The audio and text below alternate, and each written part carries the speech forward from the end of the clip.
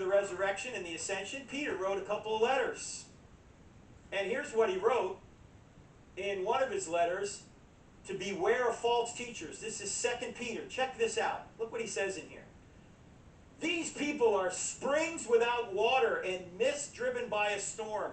Blackest darkness is reserved for them, for they mouth empty, boastful words, and by appealing to the lustful desires of the flesh, they always do that, don't they? Appealing to the lustful desires. There are people in church doing this right now. Telling you that certain sexual sins aren't really sins.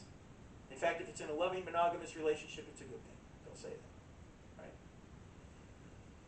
Lustful desires of the flesh. They entice people who are just escaping from those who live in error. They, these false teachers, promise them freedom, while they themselves are slaves of depravity, for people are slaves to whatever has mastered them. He said to the Jews who had believed in him, Jesus said, if you hold to my teaching, you are really my disciples, then you will know the truth, and the truth will set you free. If the truth will set you free, what does it mean if you don't have the truth? You're in bondage. If you haven't accepted the truth, you're in bondage. They answered him, we are Abraham's descendants and have never been slaves of anyone. How can you say that we shall be set free? Now, they can't mean we've never been slaves of anyone, because they were slaves in Egypt for 400 years. So I don't think that's what they mean when they say that. But they do seem to think that since they're Abraham's descendants, look, we're in. Right? It's blood. It's the bloodline. It's not what we do or who we believe in. We're in because we're part of God's bloodline, his chosen people. That's what they're saying to him. Jesus says back to them, very truly I tell you, everyone who sins is a slave to sin. Now a slave has no permanent place in the family, but a son belongs to it forever. So if the son sets you free, you will be free indeed. Now notice, you'll know the truth, and the truth will set you free. Free from what?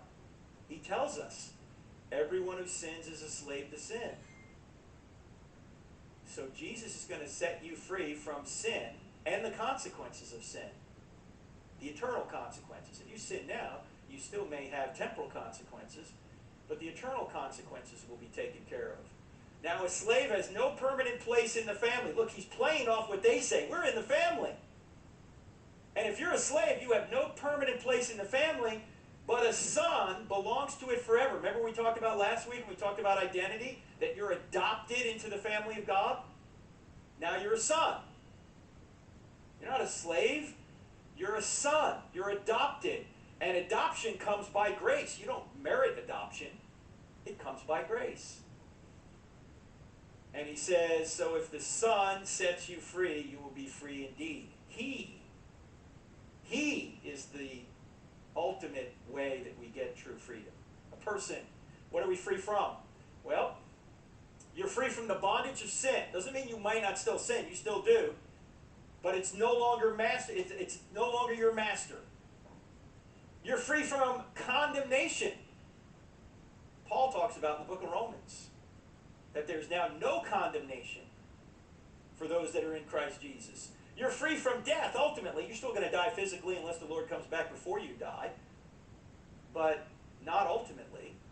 You're going to be living with Christ on a new heaven and new earth forever. And now you're free to live an abundant life, because slave is not your master anymore. God is. Finally, what is true freedom? True freedom is being able to do what you should do. Not whatever you want to do. Those of you who have known addiction or know people in addiction, are they free? No, if anything, they're in bondage. They're in bondage to their addiction.